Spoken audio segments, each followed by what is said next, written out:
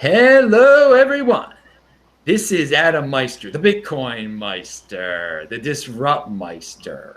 Welcome to This Week in Bitcoin.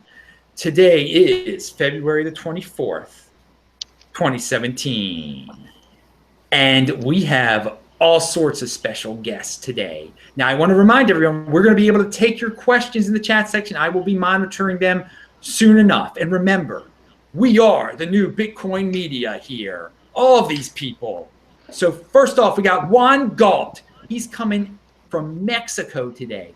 You've heard of him. Obviously, you've seen his videos about Bitcoin, about anarcho-capitalism. He's all over the place in that space. Then, you know, Bitcoin Litecoin. He's the guy who does the Bitcoin videos and Litecoin videos from his truck on the road, hardcore type of stuff. He has made it this week as the special surprise fourth guest. Then we have Electric Gains coming out of England. You've heard about him before because I've mentioned him on this show. He's got a new show himself.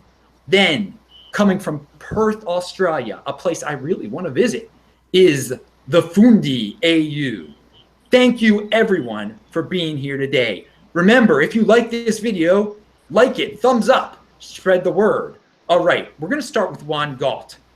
Juan Galt, tell us what is up in the Bitcoin world where you are. What big Bitcoin stories are just on your mind, and just what's going on in anarcho-capitalism and just in your life in general? Yeah, so I mean, there's a lot of exciting stuff going on right now. Anarcho-Acapulco is happening as we speak. Today was the first day. So there's a bunch of anarchists from all over the world and anarcho-capitalists coming down, libertarians in general, sort of capitalist people, gathering in Acapulco right now to sort of talk about all these things. Today was the sort of finance one, so I just saw a speech by Roger Ver where he kind of talked about a lot of what's going on in Bitcoin and just in general kind of introduce people to Bitcoin and stuff. So something that's really exciting that's going to happen the next few days is we're going to probably do, I mean, like they've agreed, we're going to have a Bitcoin debate between Roger Ver, Trace Mayer, and one of the sort of top Bitcoin contributors. They're all down here right now. And we're going to have it on the crypto show, I believe. So that's exciting. Obviously, that's one of the biggest stories, probably the last 3 years in Bitcoin, is the block size debate. And it's getting to the point where time is running out and we need to sort of make a decision, or we could lose some serious opportunity in Bitcoin for privacy specifically is, I think, one of the biggest concerns. So that's exciting. Obviously, Dash just hit the moon. It's unbelievable. I did not expect it to hit the moon this fast. I thought it would be like maybe a couple more months or maybe 3-4 more months, but we hit like $30, right? And it's correcting now. So pretty amazing stuff. Big year for Bitcoin. Not definitely. All right, and we're going to hit on that Dash news a little later on too. I'm glad you brought it up. I'm glad you talked about the block size debate. I don't know if we're going to hit on that because heck, everybody's talking about that every week. The big news for this week, though, in Bitcoin, obviously, is that we hit $1,200. So I have my theories behind it. I think it's the hype that has been caused by the people thinking the ETF is going to be approved. There are quite a few rumors in the mainstream media. People are just jumping all over it. So the Fundi AU out of Perth, what do you think about this? What's causing this $1,200 hike? Are you pumped? What's going on? So I think it's due to the ETF. I don't see, like everything else is a bit of uncertainty, you know, the whole unlimited versus SegWit and things like that.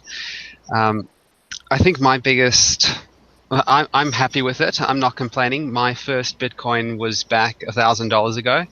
Not a whole Bitcoin, obviously. At that time, I was just new to it. So I'm very happy to see it. Yeah. The awesome. Gains. Sorry. Yeah. Oh no. Did I interrupt you there? I'm sorry. All right. Cool. Electric Gains. Your turn on this. What is your view? Yeah. On the $1,200, or is this sustainable? Are we going up from here? Are we going down? And what's the reason? Nah, what's going on? I think we're going down. I've been preparing for a correction. Like normally I buy a bit of Bitcoin every week when my wage comes in, but I think the ETF won't go through, and we'll see a big correction. So that's what I've been saving for, to buy sub 1,000. I think that this is going to be one of the last chances to do that, unless we have a hard fork, and then we're going to be buying at like 200 maybe. God forbid. God forbid. All right, Bitcoin, Litecoin.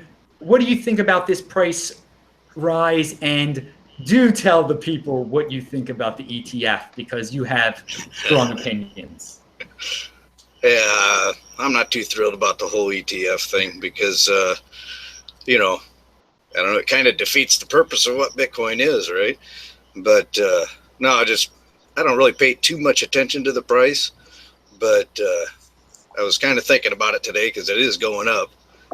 But it's like back when I first got into it, I watched it go up every day when back in, what was it, 2013, when the Senate had that hearing. I'd get up every morning and it was like, oh my gosh, look at this thing going nuts. I've missed the boat, right? Then it dropped down to about 250. And so I backed the truck up and started loading, Then, oh, wow. What's that? that's my nuclear reactor phone. That's somebody loves me, right? Oh, wow. Yeah. No, a lot of people share your opinion about the ETF. Actually, that this is not what Bitcoin is all about. Right. Juan Galt, is there a lot of talk down there in Mexico, especially at the conference, obviously, about the price? Where do you think the price is going from here? And what do you feel about the ETF? Is it a positive or a negative? Yeah, so I mean, the price is affected probably by a lot of things. Just touch on the ETF real quick. Yeah, there's definitely a lot of talk about it. Obviously, ETFs is one of the main ways that the Wall Street gangsters manipulate the price of things like silver and gold. So it's a double-edged sword. Like some people are suggesting that the price could go up and us get in. If it gets rejected, the price is definitely going to tank for a while. He's correct. So it's obviously a big part of it.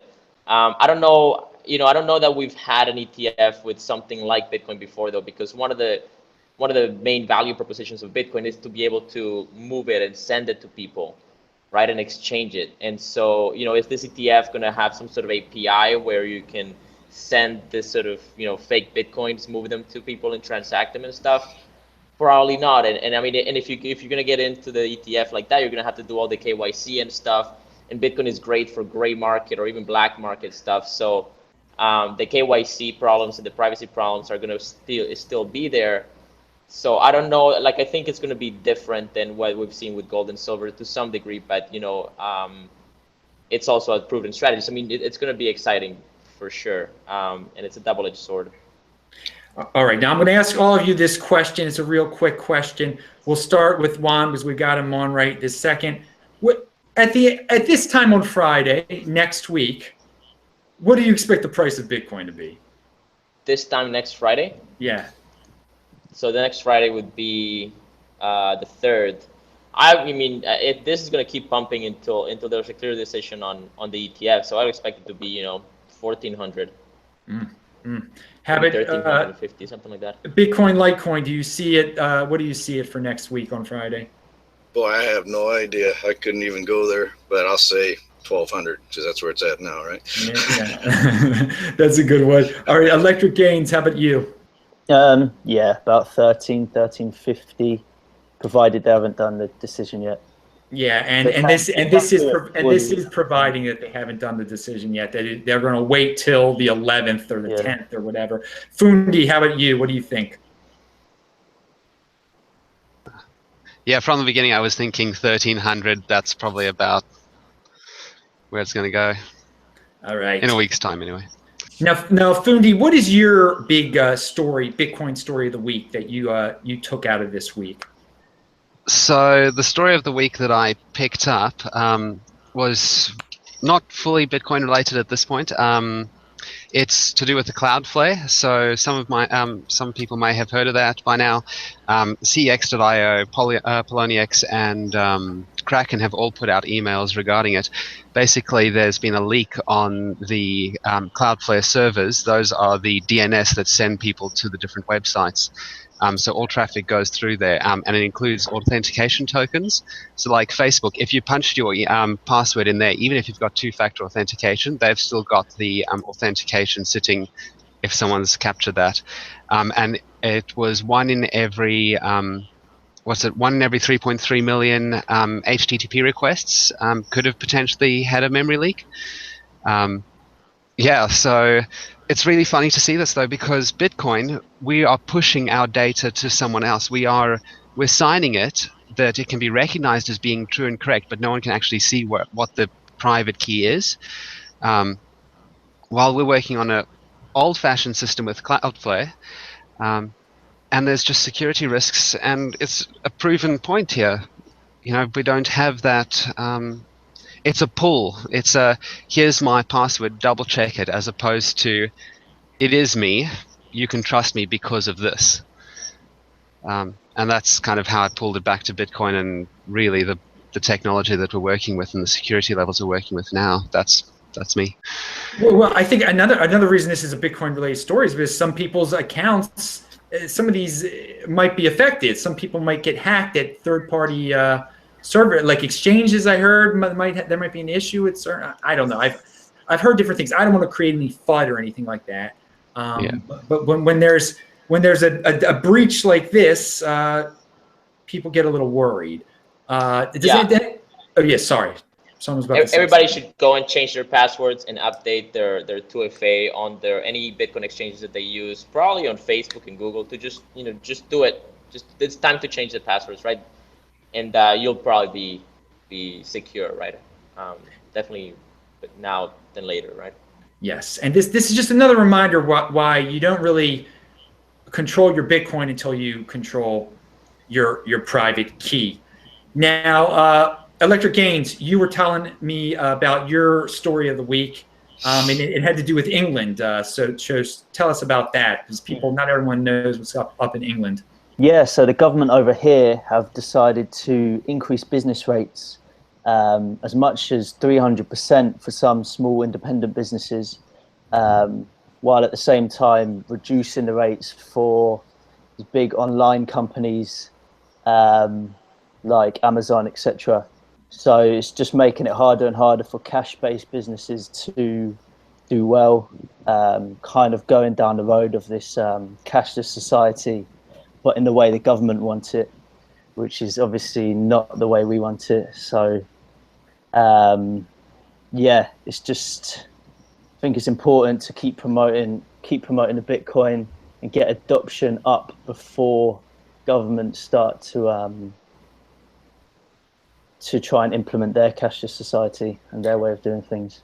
Now, the thing is, if one of these major powers really starts to go cashless and really starts to threaten it, it's going to help the adoption of Bitcoin. It will also pump up the price of Bitcoin. So, I'd get in now to Bitcoin before someone really starts to get hardcore cashless in the Western world. Because as we've seen in India, they're well on their way to some type of cashless insanity over there. So that is an interesting story out of England that I don't think a lot of people have heard about yet. Yeah, and also check Monero64, because he speaks about that very well. If you want more information on that story. Excellent. Now another story out of England out of Europe actually, that I just heard is, and I think I linked to this in the notes section, and someone in the chat actually brought this up before the show started. Malta's prime minister has given a pretty crazy speech in front of a large, important group of European Union people. Not that I like the European Union, but this guy seems very interesting. He says that Europe should become the Bitcoin continent, and that they should, kind of step ahead of the curve here and think of ways to properly regulate it. Instead of trying to fight it, try to kind of jump on the bandwagon here. So, from my perspective, I think, hey, at least there's when someone who's in charge of a country brings up Bitcoin, I think is a positive thing. and so Bitcoin, Litecoin. What do you think about like something like that? Is this guy just talking the talk? Does it matter? You think it's a good idea for Europe to become a Bitcoin continent? I don't have any idea what you're talking about. Brother. Or does it? Or is it? It's terrible. Yeah. No, if I was a nation, I'd adopt Litecoin. And make it come up, right? Dude, and we are going to get to, first of all, everyone, this guy is a Litecoin aficionado, and I have a very important question for him coming up after this. But let's go back to a European here, actually. Electric Gains. What do you think about that? What the Malta guy had to say, the Malta Prime Minister? I think it's quite an interesting one, because I don't know whether, I think Bitcoin will get this mainstream adoption, and there will be governments which will adopt it and they'll do well, but it's just about how far they're going to try and regulate it, and will Bitcoin kind of sell out in a way, and will that push people towards other coins which preserve their privacy a lot better? Time will tell. Only time will tell, really. Yeah, indeed. Fundi or Juan Galt, do you have any opinions on? Have you heard about this Malta Prime Minister saying Europe should become the Bitcoin continent? No, I didn't hear about it, but I had been hearing about Malta as a kind of new Switzerland. So that's really interesting. Clearly, these guys are trying to be very competitive and innovative. I mean, of course, that'd be awesome if they did. I think, that'd be fantastic. Except, if it becomes the European currency, it's going to become a global currency probably right at this point, and it's already fairly global. But yeah, that'd be awesome. That'd be fantastic. Fundi, any thoughts on Malta? Yeah, Bitcoin's not ready for it. I don't think to be adopted as a currency for day to day. I mean, we're limited to 7 transactions per second. We need more development before I think we're ready for it. And that's why I don't want the price to spike up, because that's going to lead to, we've already struggling to get SegWit in. I'm sitting at 25%. We're not going to get that promotion, that movement forward, which we need to be able to support. What's it, 28,000 is what Visa's doing per second. Yeah. Yeah. So interesting news. I've been talking to one of these this Bitcoin developers, and he's saying that even if SegWit doesn't get in, it is possible. Like, you can do a hack. They can do some sort of special hack and have a Lightning Network work without the malleability fix that SegWit sort of introduces, right? So if SegWit doesn't get in during the time frame which it needs to get in to do it right, then we can still scale off chain with the Lightning Network. This is what I was told, and so it wouldn't be the end of the world, but I mean, SegWit would allow us to solve a lot of problems. Indeed. Now, I've mentioned on my previous show today, this is my second show of the day, and we linked to that previous show below if anyone wants to check it out. I still, I don't think Bitcoin being used to make quick coffee transactions, I don't know how many people are even trying to do that, how big of a worry it is right now. And I really would love for someone to take a real survey to see how many people really want Bitcoin to be faster right now so they can buy coffee. With that being said, I feel that if someone really desperately, if there was such a huge market for this type of transaction, that another cryptocurrency, Litecoin specifically, people would want to use Litecoin, and it would become successful, and there'd be entrepreneurs building around Litecoin because there's so much demand for these fast transactions. I think Litecoin already solves some issues, and they're stepping ahead of the game, also trying to implement a SegWit to show the world that it can work. So now that I'm on the Litecoin, we have a guy here, Bitcoin Litecoin, who's a huge fan of Litecoin, and the news from him, if you haven't heard it, and I don't know if it's still news, and that's why we're asking him, are you going to still sell your home for Litecoin? Well, that's a good question, but it's right now, I mean, it's just kind of wait and see. I mean, I got to get that shiny penny in my hand to figure out what I'm going to do with it. You know what I'm saying? But I mean, if I'm going to park any money, I don't want to put it in the bank. You know, I don't want to hold it in cash. You know, gold and silver is not bad. It's safe, but I just think Litecoin is the most undervalued, the most uninteresting cryptocurrency out there. And like right now, the Bitcoin price is going through the roof, and this is the absolute wrong time to be buying Bitcoin, in my humble opinion. And Litecoin's boring, you know, and I like that aspect of it. It's fairly stable. And yeah, no, I mean, you know, and when Trump got elected, I wondered about, you know, should I still do that or not? Then I'm starting a side project that I'm not really making public too much, and I don't know if I want to invest in that. So, you know, when I said that, that was one day, you know, I was working on a house, and I was like, man, I can't wait to get rid of this house because, you know, my mothers are sick. Well, my one mother's sick, the other one's just getting old, so I'm trying to take care of them, you know.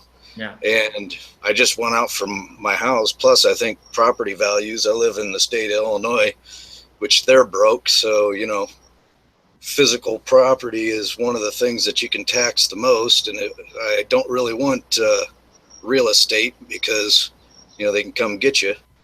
But, you know, once you get out of the system, once you check out of the matrix, you know, it's hard for them to come after you after that. And that's the beauty of cryptocurrency, definitely. Now, every week we make sure we talk about at least one altcoin on This Week in Bitcoin. So everyone remember that, all the viewers out there. Remember, if you like this show, hit the like button, people. So this week we're talking about some Litecoin, and we're going to talk about Dash too. Do any of my other guests have any opinions on Litecoin before we move on from Litecoin? I hope they implement SegWit. They do, that price is definitely going to go up for a bit. Yeah, you were talking about some kind of a nuclear option or something about Bitcoin implementing it off chain, and I was reading an article from Charlie Lee. Well, it wasn't from him, but it was about him, and it said that the Bitcoin community was upset with Charlie Lee because he was talking about these nuclear options, you know, or something to go implement SegWit if the miners don't do it. That whole thing got me concerned about the miners, and I almost wonder if Bitcoin's a good place because of the amount of control that the miners have in it. And if the miners got too much power in Bitcoin, they got too much power in Litecoin because they're basically one and the same. And I don't necessarily know if I like that idea.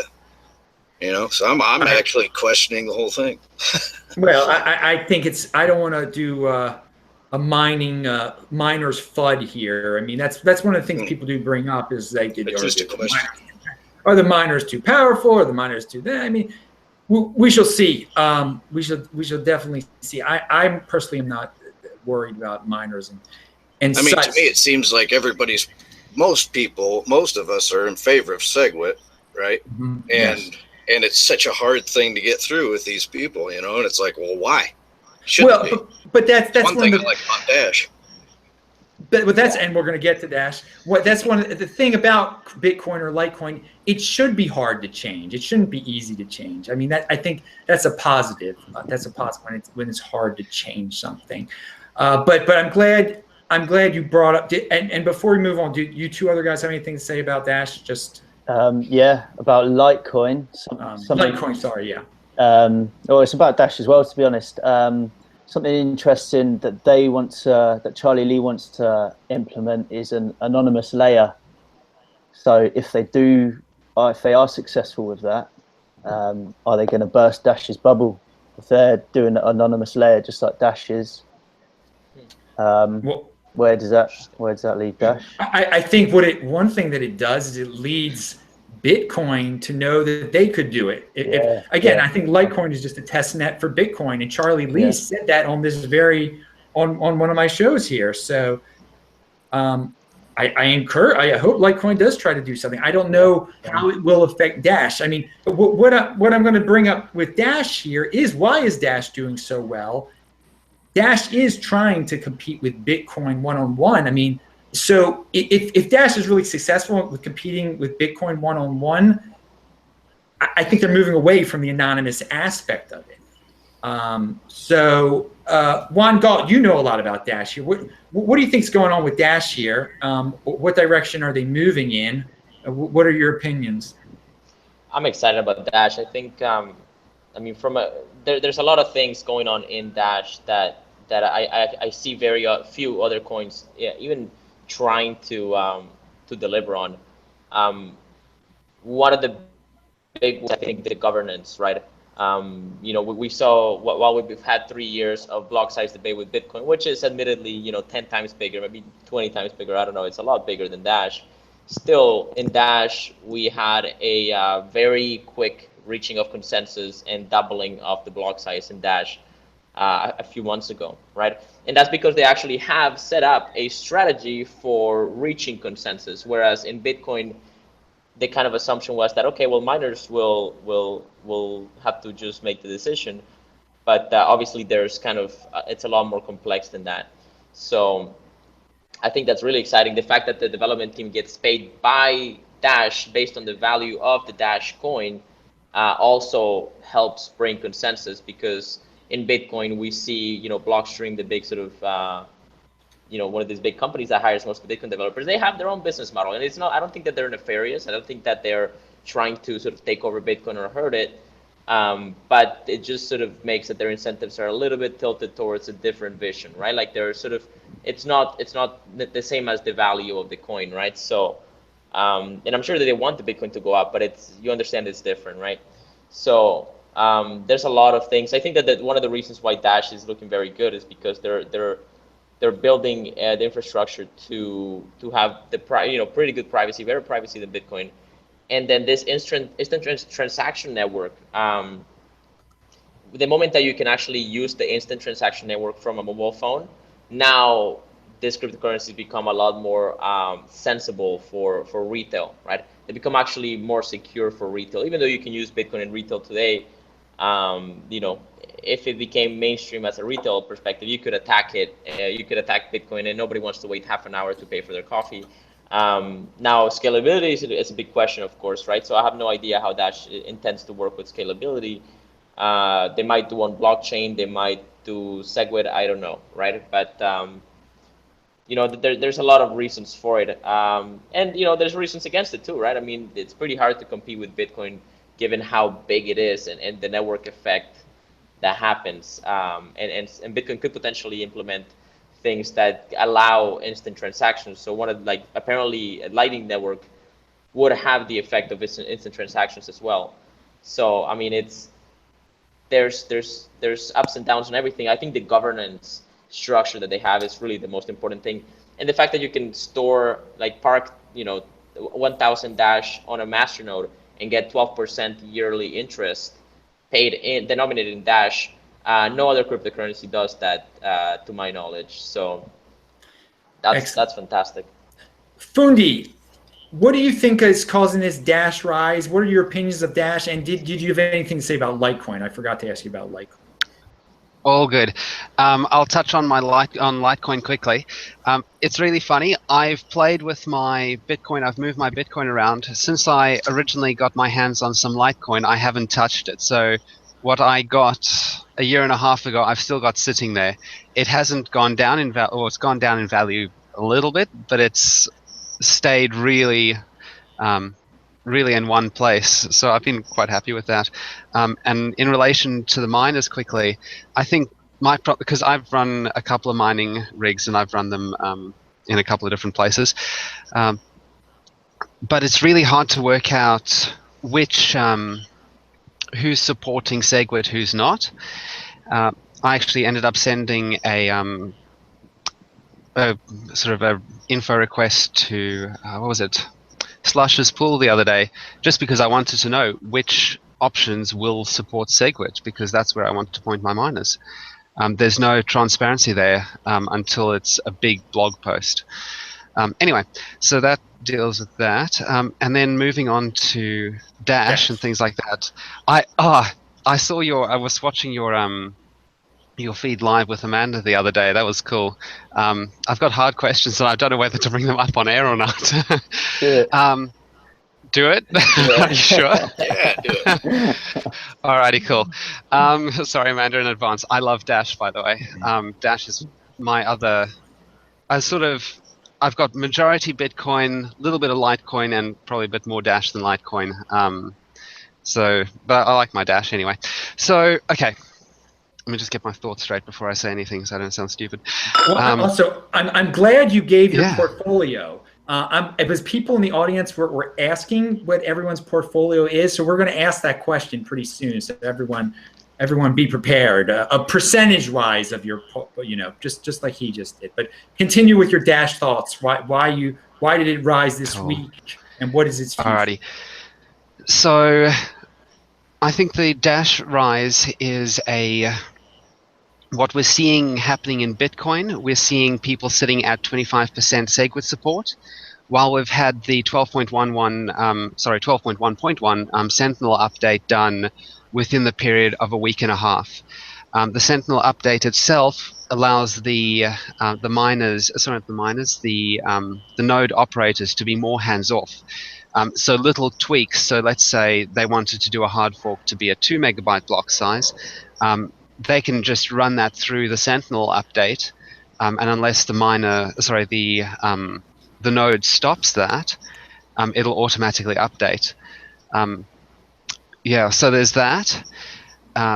They did previously mention, I think it was about 6 months ago, that they were working to increase the total transactions per second. So Dash is currently sitting at the same as Litecoin at 28 transactions per second. They are hoping to bump that up. So they've already got this plan done, and now that they've got Sentinel, they can push those updates on as quickly as they want, which is awesome. The governance system has already been covered. Everyone agrees. So before we even fund a project, we're saying we all agree, let's do it. It's done. We update. Now here's my iffy part, and I apologize to the hardcore Dash people. These can be taken two ways. So the total market cap in Dash is 22 million coins when it reaches its fully mined potential, or just under 22 million, depending on what gets paid out of the treasury. There's currently 7 million coins in existence. There's just over 4,000 masternodes. I think there's like 4,200. And it's 1,000 Dash per masternode. That means there's 4 million Dash out of 7 million. So that's half the Dash is locked up in masternodes. Is that an ETF? No, that's not a good connection to make. But with that Dash now locked up, it's not being used, it's stagnant. And these are probably people who bought back at $7 or $14, we're now at $25. If even 10% of these people were to sell because of something negative that happened, we might see a crash in Dash. Having said that, on the flip side, this shows that people are very comfortable in holding the Dash and happy with it not going anyway. The second point, and again, I'm very sorry. I got into a whatever. I'm not that sorry. Yes. The Moo, which is one of the masternode operators that do sort of a pool of people to get together. I think he does 25 Dash, and I need to be able to own a share of a masternode or something like that. I got in a conversation with him the other day. Just because I was interested and I was looking at this. He said he operates 400 masternodes, so that's 10% of the masternode network, and that's also the number of masternodes required to push something through the treasury if no one downvotes anything.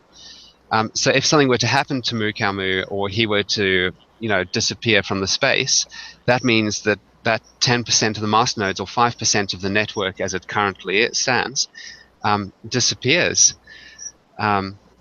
And masternodes not getting paid for, so we might see those masternodes drop off. All that coin gets just absorbed into nothingness or destroyed. And Yeah, I'd like to hear what other people think about that. I know it's a bit controversial. I love Dash. I've bought more Dash recently, about $5 ago, just before the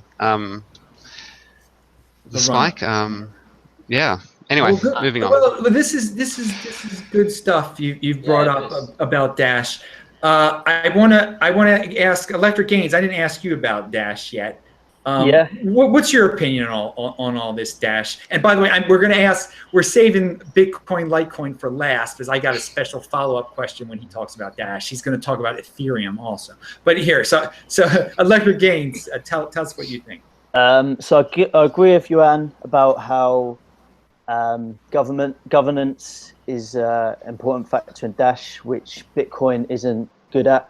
So if Dash can put things forward quickly, unlike Bitcoin, can start catching up on it. And marketing as well, which is something Bitcoin hasn't been good at either.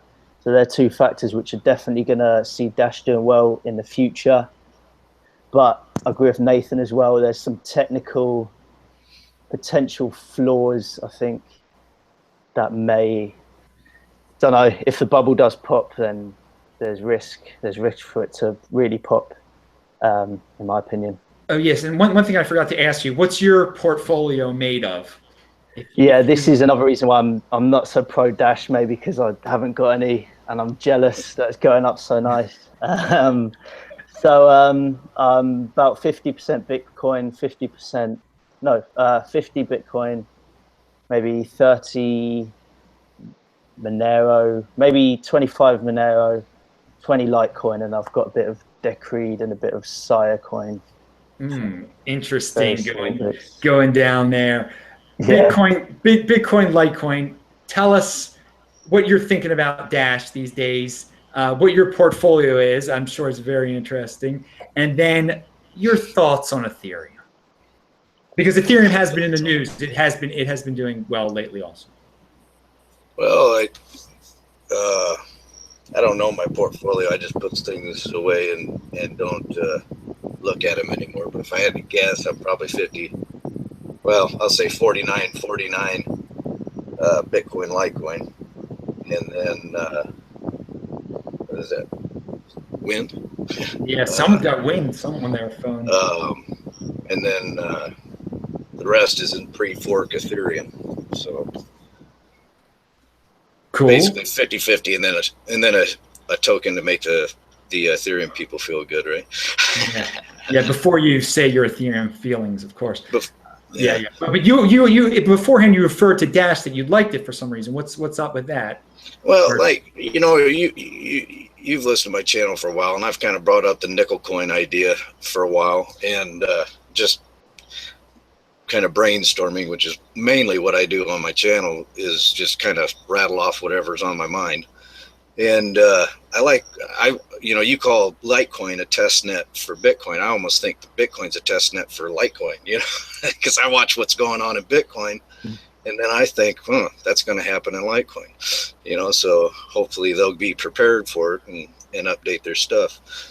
But when I look at Dash, first thing that comes to my mind is there's a million pre-mined Dash out there. That rules it out for me as a serious currency, because if you got a pre-mine, it's like, nope, can't do that. I don't, what's the guy got? 25 million now? That'd be pretty sweet, good deal if you can get it, Same thing with Ethereum. Boy, what a racket that thing is, man. But I understand the concept behind the Ethereum and the smart contracts, and that's why I got my little RSK thing here. And I always wonder why nobody talks about RSK, because to me, that's the anti-venom to Ethereum, right? www.rsk.co. But that's going to bring smart contracts to Bitcoin and Litecoin. I've talked to those people, not paid by them or anything like that. I just believe in it, and so I talk about it.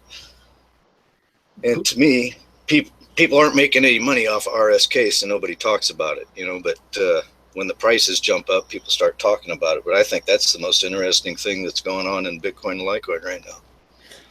Juan Galt, I'm going to come back to you on this because you What's your portfolio made of? And have we forgot? Are there any other big story as we get closer to the end of this show? Are there any other things that you want to rebut, talk about, bring up, and just state because people are curious about your portfolio? Yeah. Well, let me just respond to some of the comments made. I mean, I'm not somebody that like I'm not attached to any single cryptocurrency. I'm sort of I kind of play whatever's interesting, whatever I think has sort of a future, right? I think that the thing that Dash has that I think may be underestimated is the adaptability, right? It's a much more agile cryptocurrency. So even if this one Dash whale got compromised or disappeared, you could disable the default updating thing of these masternodes, right? So I mean that's kind of an important aspect of Dash is just how fast it can adapt. But anyways, I mean I'm sure Amanda Johnson will sort of deal with a lot of these questions and stuff. So I'll leave that up to her, and people can do their own research. My portfolio in general is I'm holding like 40% Bitcoin, 20-30% Dash, and then a bunch of other cryptocurrencies. I like Komodo quite a bit. I'm holding some Komodo. And then I think Ethereum, for all its faults, I think they definitely have something that's very innovative. So I'm keeping an eye on Ethereum, seeing what projects are out there, but I'm definitely waiting for something to actually hit the market because there's been a lot of hype and not much in deliverables. So let's see. I think that's pretty much it. I mean, all the anonymity coins are pretty good. Monero, Zcash. Ccoin is interesting. All the anonymity coins are good because anonymity is essential for fungibility, and fungibility is essential for money, for currency. So I think those are kind of like the usual suspects of people that are looking at cryptocurrencies. Those were the most popular ones. The top tier. Do you have any? Are there any subject matters that we didn't talk about on This Week in Bitcoin that you'd like to bring out before we get out of here? Well, I mean, I like to suggest people look at what Komodo's doing. Full disclosure, I'm an ambassador for them, so to some degree, I'm promoting them. But I think what they have that's really interesting is that they if you're a developer or you're interested in creating your own coin or something like that, you can actually create it in Komodo and have it be secured by Bitcoin's mining network. Now, so it's kind of like a sidechain implementation. How's that different than Counterparty? How's that better than Counterparty? Because Counterparty does something right, like that, don't they? Yeah, it's like that, except like so if you create your own altcoin, you could have 30-second block times, and so it would verify on your blockchain, and then you can wait if you want the security of Bitcoin, you can wait 10 minutes and have it confirm on top of Bitcoin. So it's a little bit more dynamic like that, and it doesn't add bloat to the Bitcoin blockchain. So there's a variety of kind of differences. It's sort of like sidechains as well. It's kind of like pegging altcoins to the Bitcoin blockchain. So I'd say that would be one of the differences, that you can sort of do it on your own side, and you're not locked into the scripting limitations of Bitcoin. You can have a completely new coin that, as long as it has specific features that let it get pegged to Bitcoin, then it can sort of do its own thing. You could have like a tiny Ethereum on top of, or like an Ethereum sort of pegged to Komodo, pegged to Bitcoin.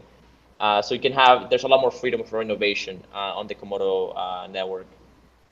Okay, very, very good, very interesting stuff. I had not heard about this yet, so this is news, and that's why this is This Week in Bitcoin. You find out all sorts of news.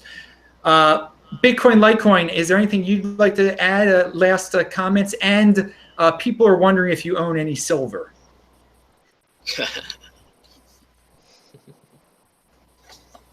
What about brass? Yeah. No, I got silver. I love silver. How'd you know? Okay. I actually had a feeling. You seem like a guy. Midwest dudes, they buy precious metals. I think. I mean, maybe this is a stereotype. I think they're likely to buy precious metals more than a lot of other people from different parts of the country. I moved right from buying precious metals right into Bitcoin and Litecoin. Yeah, and a lot of people do that. So, any concluding thoughts or stories you'd like to share? Me? Well, I'm not a big researcher and I don't figure out all this kind of stuff like most of you guys do. It seems like anyway. And I just encourage people to check out RSK Labs and see what's going on there and start talking about that stuff, because I mean, because I'd like to watch your channels and find out what the heck's going on. Well, that's good. I mean, let's get some people to research, get some news out there with this. That's a good suggestion, because everyone out there can start their own channel. And speaking of that, these last two guys that we're going to get to here, Electric Gains, he started his own channel recently. Again, it will be linked to below. Everybody's channel will be linked to below. Electric Gains, is there anything you'd like to add to all this? Do you have precious metals? No, I've been planning to get silver for a while. And if the ETF goes through, I think the money that I've saved to buy Bitcoin, I'll spend on some silver rather than buy it high. Okay. But I don't know. I'll have to decide that at the time, because if it's going up high, maybe I will have to get it before it really moons. Any conclusionary thoughts here as we get to the end?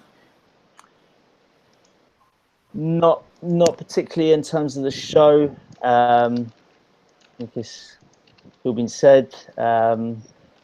Bit of promotion for my channel quickly. I'm unveiling the other side of my channel over the weekend or early next week, of Electric Gains, which is alkaline diet and eating, and fasting, which is the initial reason why I made up the name, because it refers to the alkaline food, electric food, which carries ions, which helps your blood alkalize, basically. I'll explain it more in videos if people are interested in that. I know I have read all about that stuff, and if it does or if it doesn't do what it's supposed to do, the food is healthy at least. So eat healthy. Exactly. Fasting is good. We both do this. We could talk about this in another show. Yeah. That is good. I'm glad you brought that stuff up. Bitcoin people need to be healthy. They need to be healthy. Yes. All right, Fundi, I'm letting you conclude this. Do you have any precious metals, and do you have any thoughts, any concluding thoughts to end, because the show is about to end? Sure. Okay, so of my savings in this realm, I'm going to call it a realm because you got the fiat realm and you got your more real realm that's not pegged to a government. I'd probably say I'm 50-50 cryptocurrency and precious metals. I mean, we've got a massive gold and Bitcoin right here. I printed that last night. That's no, but so I'm 50-50 with the precious metals and the cryptocurrencies, and then I'm probably sitting at about 25% of the cryptocurrency is Dash, and then sitting around the $100 US mark with like Ethereum and Litecoin and things, just for the fun of it, as a side. One thing I forgot to mention earlier when we were, right at the beginning of the chat that could have been interesting was if the ETF does go through, I don't like the ETF.